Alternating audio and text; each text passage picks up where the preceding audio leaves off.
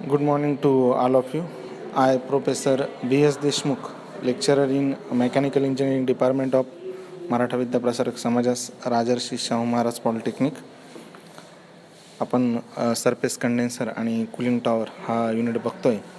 तर आज आपण मागील लेक्चर बघितलं. आपण सरफेस कंडेन्सरचे बेसिकली दोन टाईप्स आहेत, जेट कंडेन्सर आणि सरफेस कंडेन्सर. तर सरफेस कंडेन्सरचेच आपण काही फर्दर जे काही क्लासिफिकेशन आहे ते आपण बघणार आहोत, ज्यामध्ये आहे according to number of cooling water passes, ज्यामध्ये आहे सिंगल पास आणि मल्टी पास, आणि according to direction of condensate flow, down flow condenser, and second one central flow condenser. Okay, हे आपण बघणार आहोत. ज्यामध्ये आता आपण फर्स्ट बघणार आहोत double pass surface condenser. Double pass surface कंडेन्सरमध्ये तुमच्या लक्षात येईल, सिंगल पास आणि डबल पास म्हणजे कंडेन्सरमध्ये जे काही कूलिंग वॉटर यूज केलं असतं ते यूज केलेलं जे काही वॉटर आहे सिंगल पासमध्ये ते एकदाच पास होतं स्टीमचं कंडेन्सेटमध्ये कन्व्हर्जन करण्यासाठी. परंतु डबल पास सरफेस कंडेन्सरमध्ये ते 2 वेळेस पास होतं, म्हणजे 2 Times.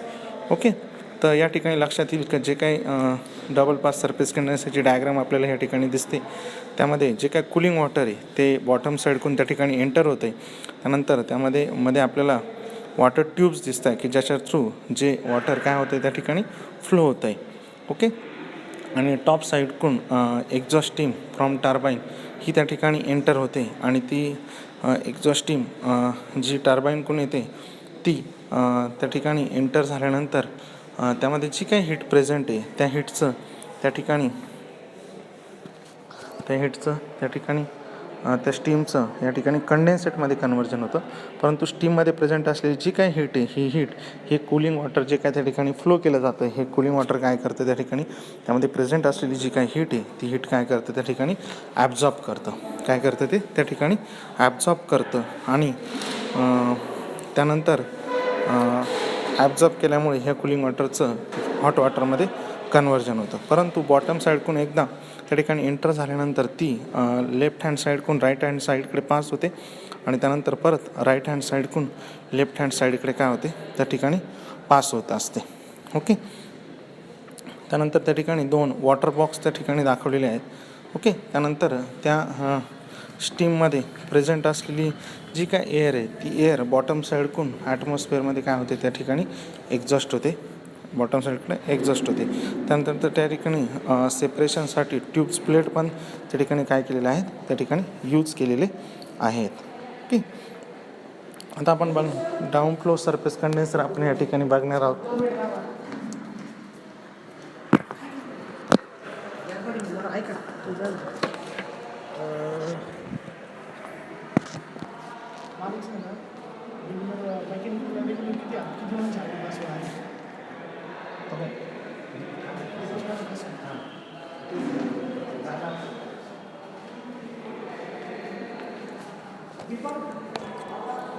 Okay, down flow surface condenser ज्या ठिकाणी लक्षात येईल की जी काय एक्झॉस्ट स्टीम आहे टर्बाईनपासून आलेली ती त्या ठिकाणी डाऊन साईडला काय होते त्या ठिकाणी एक्झॉस्ट होते. त्यानंतर त्या ठिकाणी बॅफल प्लेट्स त्या ठिकाणी यूज केलेल्या आहेत. त्यानंतर कंडेन्सर ट्यूब्स त्या ठिकाणी यूज केलेले आहेत. ओके, त्यानंतर एक्झॉस्ट स्टीम टॉप साईडकडून बॉटम साईडकडे आल्यानंतर त्या ठिकाणी या बॅफल प्लेट्स आणि टू एअर एक्स्ट्रॅक्शन आणि एअर कूलिंग सेक्शन आहे. म्हणजे या ठिकाणी काय होतं आहे, जी टॉप साईडकडून जी काय स्टीम येते ह्या स्टीममध्ये प्रेझेंट असलेली जी काय हीट आहे ही हीट त्या ठिकाणी प्रेझेंट असलेली जी काय एअर आहे एअर सेक्शनमध्ये ही एअर त्या स्टीममध्ये प्रेझेंट असलेली जी काय हीट आहे ही हीट त्या ठिकाणी काय करते ती ॲब्झॉर्ब करते. ओके, ॲब्झॉर्ब करते, आणि त्यानंतर एअर एक्स्ट्रॅक्शन पंप थ्रू ती एअर ॲटमॉस्फिअरमध्ये एक्झॉस्ट केली जाते. परंतु स्टीममध्ये प्रेझेंट असलेली जी काही हीट आहे ही हीट या एअरने ॲब्झॉर्ब केल्यामुळे त्या स्टीमचं कंडेन्सेटमध्ये काय होतं कन्व्हर्जन होतं, किंवा लिक्विड फॉर्ममध्ये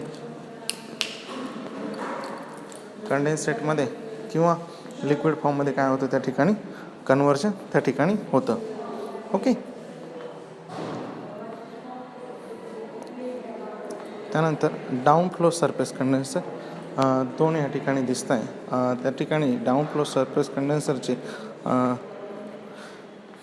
फ्रंट व्ह्यू आणि साईड व्ह्यू या ठिकाणी आपल्या लक्षात येतो की त्या ठिकाणी जी काय स्टीम आणि एअर आहे ती टॉप साईडकडून त्या ठिकाणी एंटर होते आणि कंडेन्सरमध्ये बॉटम साईडकडून काय होते ती ॲज अ कंडेन्सेट म्हणून किंवा वॉटर किंवा लिक्विड म्हणून ती ॲटमॉस्फिअरमध्ये काय होते त्या ठिकाणी एक्झॉस्ट होते.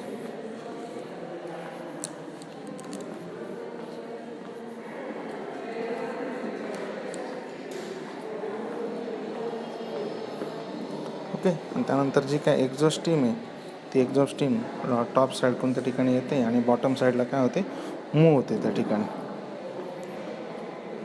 त्यानंतर सेम आहे सेंट्रल फ्लो सरफेस कंडेन्सर. त्याची डायग्राम या ठिकाणी आपल्याला दिसते की ज्या ठिकाणी एक्झॉस्ट स्टीम फ्रॉम टर्बाईन ती त्या ठिकाणी येते टॉप साईडकडून. त्यानंतर एअर कूलिंग सेक्शन त्या ठिकाणी यूज केलेलं आहे. त्यानंतर कंडेन्सर ट्यूब्स त्या ठिकाणी प्रेझेंट आहे आणि एअर कूलिंग सेक्शन आणि कंडेन्सर ट्यूब यांच्यामध्ये ज्यावेळेस एक्झॉस्ट स्टीम एंटर होते तर त्या ठिकाणी ती कूल केली जाते. कूल केल्यानंतर त्याचं कंडेन्सेट फॉर्ममध्ये किंवा लिक्विड फॉर्ममध्ये काय केलं जातं कन्व्हर्जन त्या ठिकाणी केलं जातं. आणि शेवटचं आहे इव्हॅपोरेटिव्ह कंडेन्सर. इव्हॅपोरेटिव्ह कंडेन्सर त्या ठिकाणी डायग्राम आपल्याला या ठिकाणी दिसते की कशा पद्धतीने इव्हॅपोरेटिव्ह कंडेन्सर या ठिकाणी वर्क करत असतं. ओके, त्यामध्ये जो काय पंप आहे हा पंप त्या ठिकाणी यूज केलेला आहे. ओके,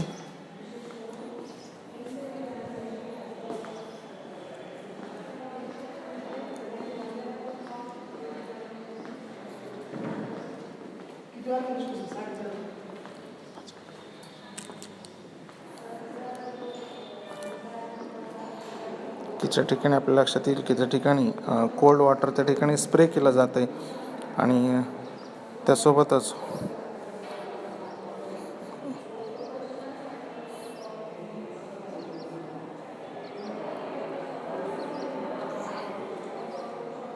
आणि फायनली आपलं इव्हॅपोरेटिव्ह कंडेन्सरचीच एक डायग्राम त्या ठिकाणी दाखवलेली आहे की ज्यामध्ये आपल्या लक्षात येईल की एक्झॉस्ट स्टीम त्या ठिकाणी एंटर होते ज्यावरती वॉटर नोझलच्या साहाय्याने वॉटर त्या ठिकाणी स्प्रे केलं जातं. त्यासोबतच एअर इन त्या ठिकाणी बॉटम साईडकडून इन होते आणि कंडेन्सेट पंप थ्रू कंडेन्सेट त्या ठिकाणी एक्स्ट्रॅक्ट केलं जातं आहे. ओके, त्यानंतर इलिमिनेटर्स त्या ठिकाणी बसवलेले आहेत की ज्यावेळेस समजा एअर त्या ठिकाणून एंटर होते बॉटम साईडकडून आणि टॉप साईडकडे मूव्ह होते त्या इन्स्टंटला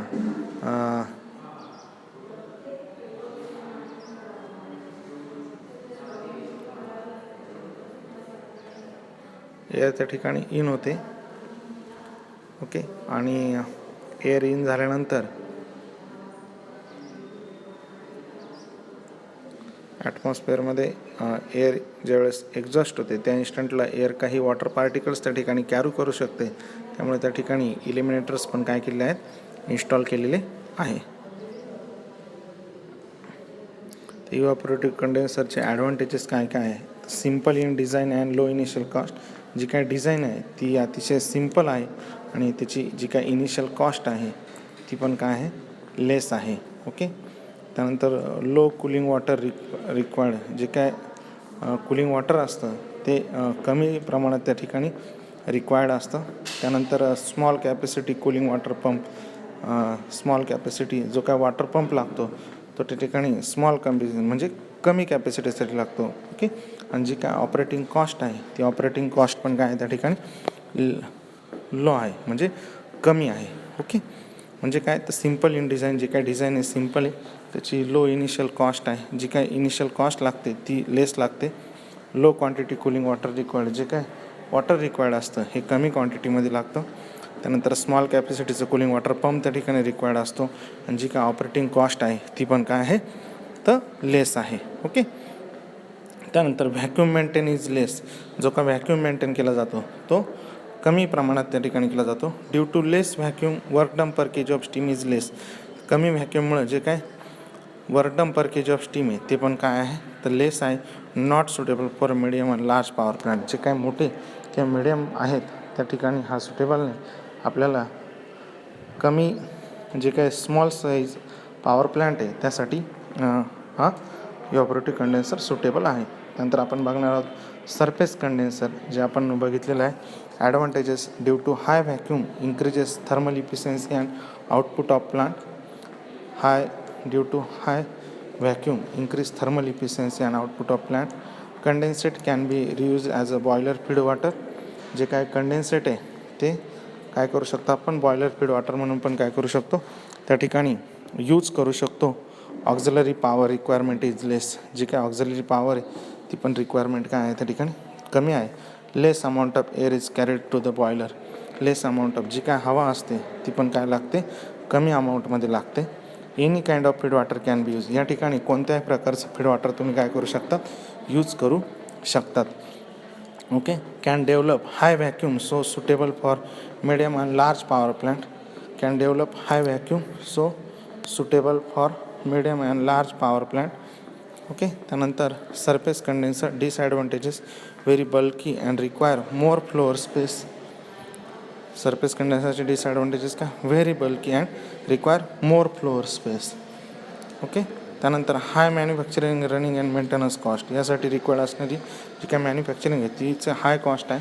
त्यानंतर रनिंग कॉस्ट पण काय आहे त्याची जास्त आहे आणि मेंटेनन्स कॉस्ट पण काय आहे त्या ठिकाणी जास्त आहे. Requires large quantity of cooling water. या ठिकाणी सरफेस कंडेन्सरमध्ये काय असतं की large quantity of cooling water तुम्हाला त्या ठिकाणी रिक्वायर्ड असतं.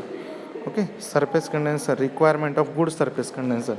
रिक्वायरमेंट सरफेस कंडेन्सरचे कोणकोणते एक्झॅक्टली पॉईंट्स ते आपण या ठिकाणी बघणार. There should be uniform distribution of exhaust steam throughout the heat transfer surface of the condenser. Second, there should not be any leakage of air into the condenser. There should not be any tube leakage. The heat transfer surface in contact with cooling water must be free from any deposit as scaling reduces the efficiency of heat exchanger. Okay. एवढं आपण आज बघितलेलं आहे. तर remaining part आपण next लेक्चरला बघू.